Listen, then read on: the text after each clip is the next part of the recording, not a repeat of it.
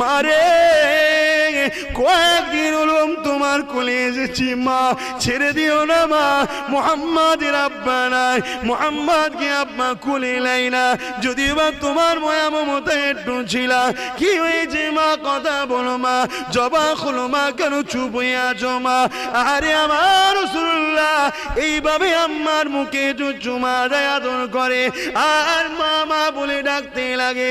এ ছেলেরা চিন্তা করে দেখো তো দেখি, যার জন্য কায়নাত তৈরি হয়েছে সেই নবীর এই দৃশ্য হচ্ছে, আল্লাহ কি দেখতে পাই না? অবশ্যই দেখতে পায়, কিন্তু আমার নবী যাতে রাজি, আমার আল্লাহ স্বয়ং তাতে রাজি।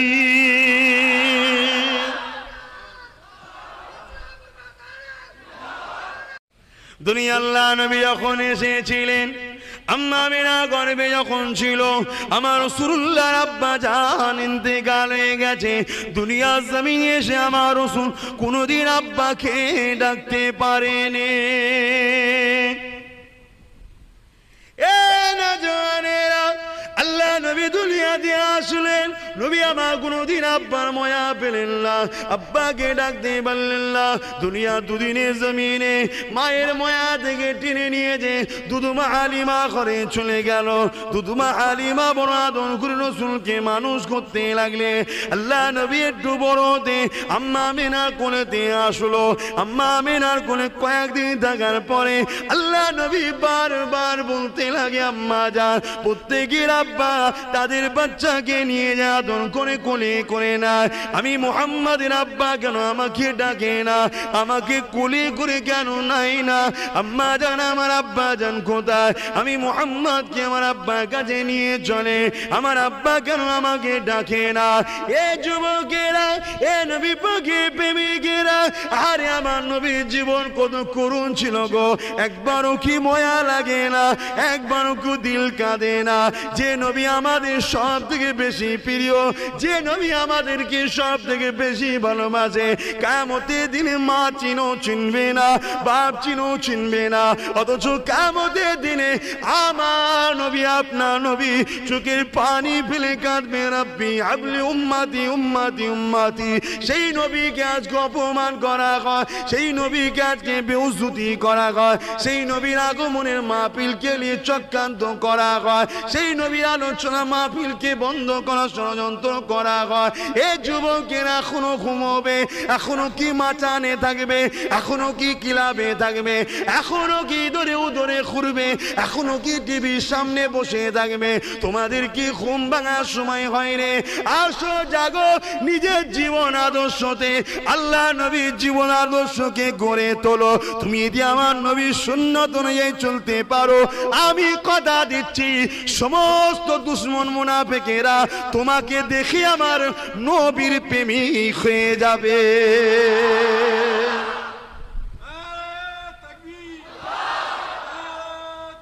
আল্লাহু আকবার।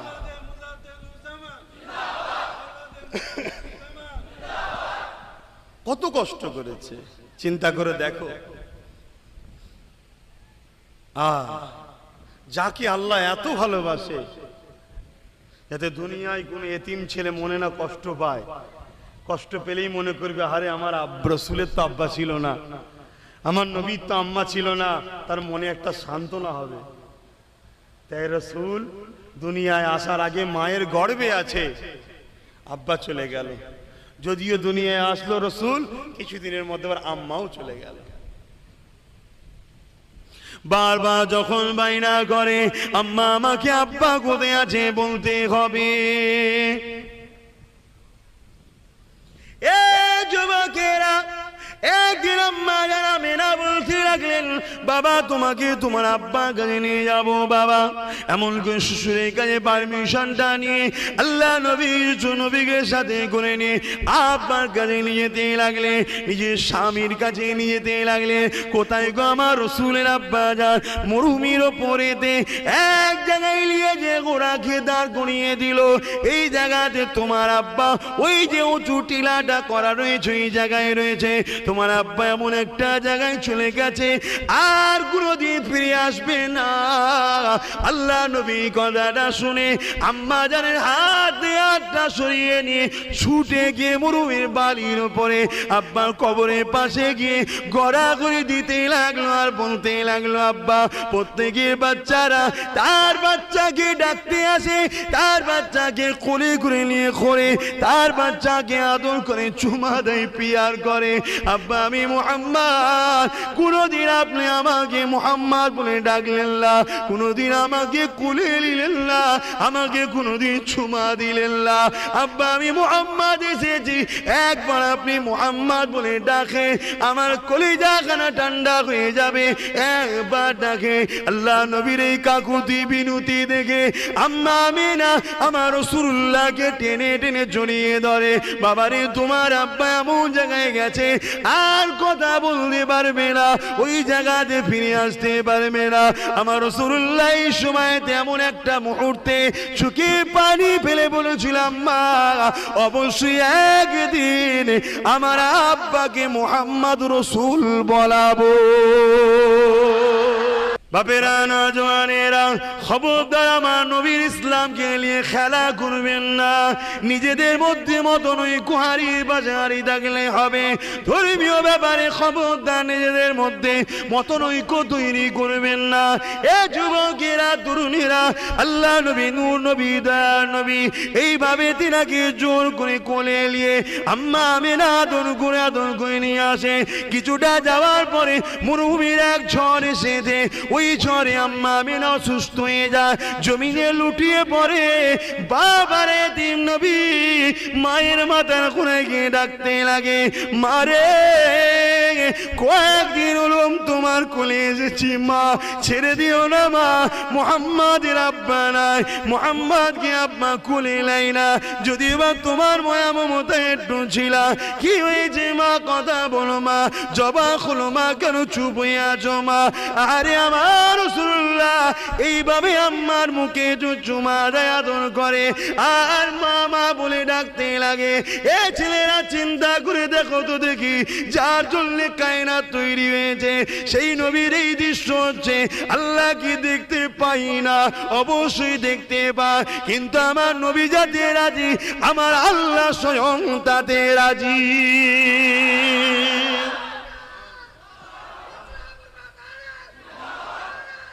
আল্লাহু আকবার। এসব উম্মতের জন্য কুরবানি হয়েছে। উম্মতের মা থাকবে না, উম্মত যেন কষ্টে বুক ভেঙে না যায়, আমাকে দেখে সান্ত্বনা নেবে, আরে আমার নবীর আম্মা ছিল না, তোমার আমার জন্য রাসূল এত স্যাক্রিফাইস করেছে, এত ত্যাগ স্বীকার করেছে, আর সেই নবীকে ভুলে গেলাম। ইতিহাসের পাতা খুলে দেখে এলেন আল্লাহ নবী জীবন আদর্শকে দেখুন। হ্যাঁ, নবী আমার শিখিয়েছে লা ইলাহা ইল্লাল্লাহ আনা মুহাম্মাদুর রাসূলুল্লাহ। এই দুনিয়ার মানুষেরা, তোমরা পাথরগুলোকে কাটিং করে নিজের মন মতো ডিজাইন করে নকল প্রভু তৈরি করলে, আমাকে মহান স্রষ্টা আল্লাহ পাঠিয়েছে, ও কোনো তোমাদের হাতে তৈরি করা, ও কোনো সৃষ্টিকর্তা তো তোমরা, ও কোনো তোমাদের কি করে প্রভু হতে পারে, কি করে মালিক হতে পারে, সেগুলোকে তো তোমরাই তৈরি করেছ। বাবারা, তোমাদের রব হলো একজন, যিনি হলেন লা ইলাহা ইল্লাল্লাহ, যিনি হলেন এক আল্লাহ, তিনি ছাড়া কোনো ইলাহ নাই।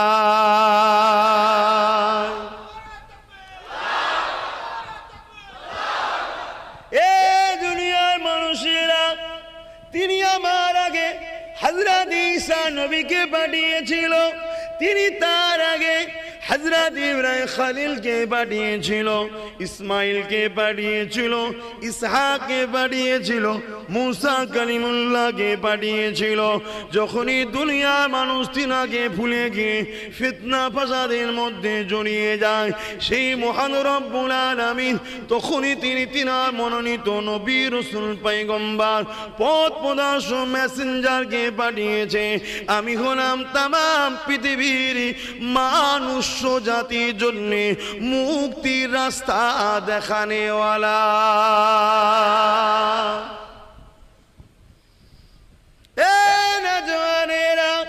আল্লাহ নবী ভাবে শিক্ষা দিতে লাগলেন, আল্লাহ নবী ভাবে বলতে লাগলেন, বাবারা তোমরা নিজেদের মন মতো চলো না বাবা, তোমরা নিজেদের মা গুলোকে জুলুম করো না বাবা। তারা তখন নিজেদের মাকে জুলুম করত।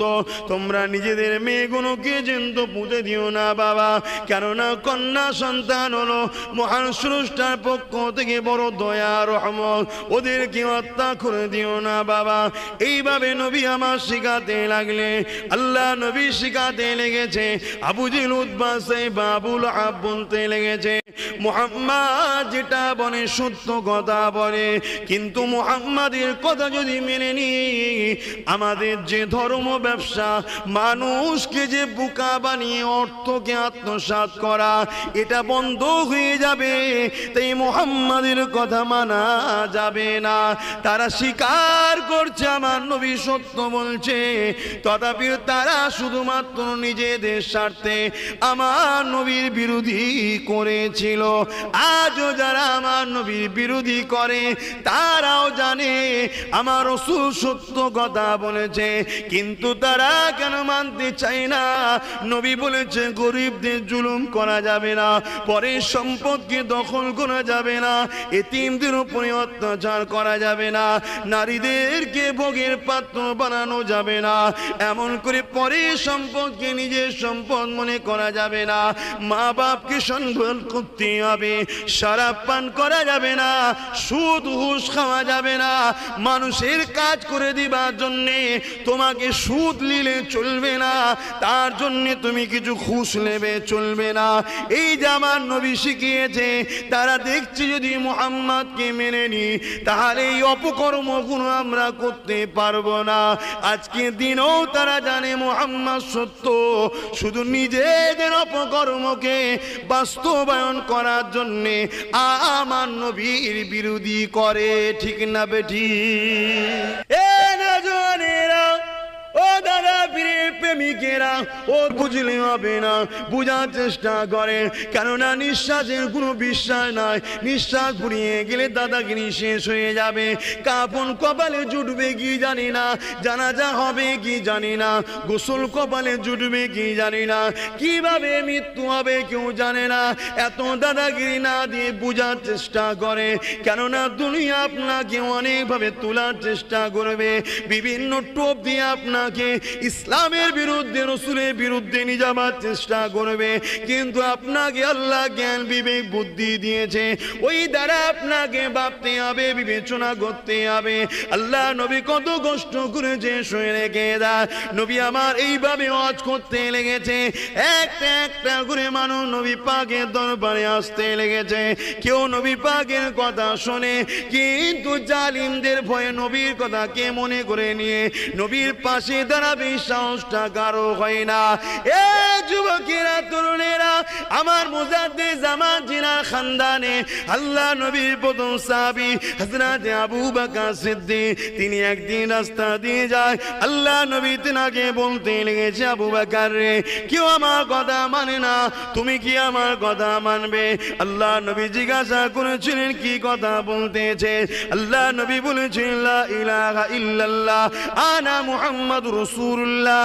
এ আবু বকর, আল্লাহ ছাড়া কোনো ইলাহ নাই, এই জমিনের মালিক আল্লাহ, আসমানের মালিক আল্লাহ, কুল হুয়াল্লাহু আহাদ, আল্লাহ হলো এক এক এক, আল্লাহুস সামাদ, তিনি কারো মুখাপেক্ষী নয়, লাম ইয়ালিদ ওয়া লাম ইউলাদ, তিনি কারো থেকে জন্ম নেন না, অর্থাৎ তিনি বাপ মা ছেলে বলে নাই, ওয়ালাম ইয়াকুল্লাহু কুফুয়ান আহাদ, লাম ইয়ালিদ ওয়া লাম ইউলাদ, এবং তারও থেকে কেউ জন্ম নেয় না, অর্থাৎ তিনার ছেলে স্ত্রী বলে কেউ নাই। ওয়ালাম ইয়াকুল্লাহু কুফুয়ান আহাদ, তিনি এক অদ্বিতীয়।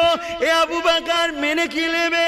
হযরত আবু বকর কোনো প্রশ্ন না করে আমার রাসূলুল্লাহ নূরে হাতে হাত দিয়ে ইমানে নূরে কালেমা পড়ে নবীর কাতারে দাঁড়িয়ে যায়।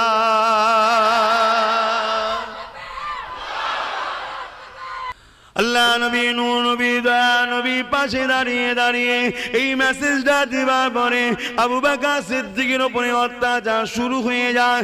শরীরে রক্ত ঝরতে লেগেছে, পাথরের আঘাত একের পর এক আসতে লেগেছে, শরীর থেকে রক্ত ফিচকি দিয়ে বেরোতে লেগেছে, কাবার জমিনে রক্ত পড়তে লেগেছে। এ যুবকেরা, ইসলামের জন্য নবীর জন্য আল্লাহ জমিনের উপরে সর্বপ্রথম যা রক্ত ঝরেছে, ইনশাআল্লাহ সেই খানদানের ছেলে শরীরে সেই রক্ত আছে। ইসলামের স্বার্থে বলে দিয়ে যায়, আল্লাহ নবী জানিয়ে দিলেন এই জমিনের উপরে সব থেকে শ্রেষ্ঠ হবে আলেমরা, আর সব থেকে নিকৃষ্ট হবে আলেমরা। এ যুবকেরা, তরুণেরা, নজওয়ানেরা, বাবারা শুয়ে রেখে দাও, যে রেখে দাও আমার মুজাদ্দিদ জামানের সিলসিলা অনুগামী অনুসারীরা আমার আবু বকর সিদ্দিককে এত মেরেছিল, আমার আবু বকর সিদ্দিক কাবার জমিনে অজ্ঞান হয়ে পড়ে গেলে সেই দিন নিষ্ঠুর পাষাণ সন্ত্রাসীরা আবু জুলুদ বা সাইবার লোকেরা আমার নবীকে ছাড়ে নে গো, আমার নবীকেও তারা মেরেছিল। আল্লাহ নবীর নূর মুবারক থেকে, আল্লাহ নবীর শরীর মুবারক থেকে পবিত্র খুন ঝরতে শুরু হয়ে যায়। নবী পাক ও কাবার জমিনে পড়ে যায়। একদিকে আবু বকর সিদ্দিক অজ্ঞানে পড়ে আছে, আর একদিকে রাসূলুল্লাহ অজ্ঞানে পড়ে আছে। কে কাকে দেখবে? একটাই মানুষ দেখা রয়েছিল, সেও তো অজ্ঞানে পড়ে আছে। এ নওজওয়ানেরা, এত সহজে ইসলাম পৃথিবীতে আসে নে গো, এত সহজে জাহিলিয়াত প্রথা বন্ধ হয়ে যে শান্তি প্রচার হয়নি গো, এত সহজে মাকে মারা বন্ধ হয়নি গো, এত সহজে নারীগুলো জেন্ত পুঁতে দেওয়া বন্ধ হয়নি গো, এত সহজে মদ সমাজে বন্ধ হয়নি গো, এত সহজে সুদ বন্ধ হয়নি গো, এত সহজে খুন খারাপি বন্ধ হয়নি গো, এত সহজে হিংসা ব্যভিচারী বন্ধ হয়নি গো। আল্লাহ নবী অনেক কষ্ট করেছিল, তারপরে পৃথিবীর জমিনে শান্তি প্রতিষ্ঠিত হয়েছে। সেই নবীর উম্মাত দাবি করে আমরা যদি শরাব পান করি বা শরাবীদের সাথ দিই, কিয়ামতের দিন নাজাত পাওয়া যাবে না।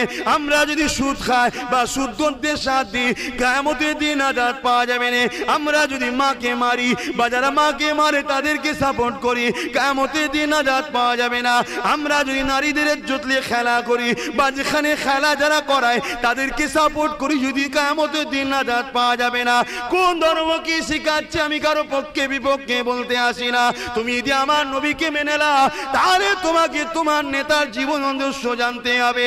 আল্লাহ নবী নাই প্রতিষ্ঠিত করতে গিয়ে কাবার জমিনে অজ্ঞানে পড়ে আছে, সিদ্দিক আকবর অজ্ঞানে পড়ে আছে।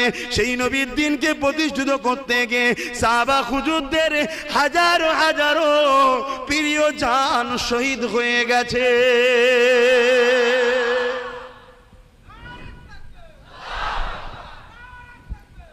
বাপেরা, নওজওয়ানেরা বোঝার চেষ্টা করে নবী আমার কত কষ্ট করেছে।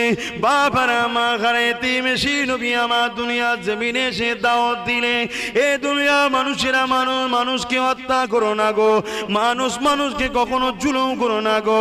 যার তোমরা জান দিওনি, যাকে তোমরা সৃষ্টি করোনি, তাকে তোমরা হত্যা করবে কেন? হ্যাঁ, তিনি জানিয়ে দিয়েছে এই এই এই এই কাজ হলে তাদের মৃত্যুদণ্ড দিতে হবে। তিনার হুকুম যারা নিজেরা কখনো আইনকে হাতে তুলো না, নিজেরা নিজেদের মাধ্যমে ফিতনা ফাসাদ করো না, মানুষকে হত্যা করে দিও না গো। সে যে কোনো ধর্মের হোক না কেন, মানুষকে ভালোবাসবে। আরে আমার নেতা কি শিক্ষা দিয়েছে, আমার কোরআন কি শিক্ষা দিয়েছে?